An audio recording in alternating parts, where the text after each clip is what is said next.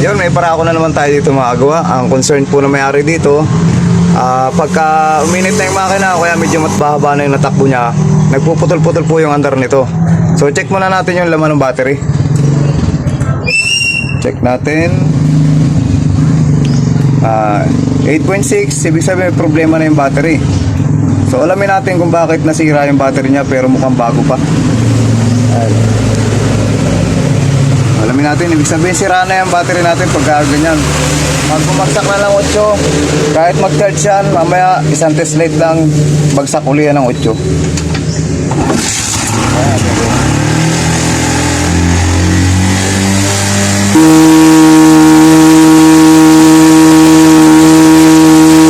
Yung pagkasira ng battery natin is gawa po ng regulator natin, nag-overcharge. Pero ito mga kagawa, ito ay pinagawa na po sa iba at pinaltan po ng regulator, pero ganun pa rin, nag-overcharge pa rin. At saka yung battery niya nadamay na, nasira na to. So ang gagawin nating remedyo dito, maraming sagot to mga kagawa. Ang sagot nito, pwede tayo magpalit ng original na regulator kahit di tayo magpalit ng battery. May sagot pa isa, pwede tayo maglagay ng capacitor dito sa negative positive para mawala yung pamamalya.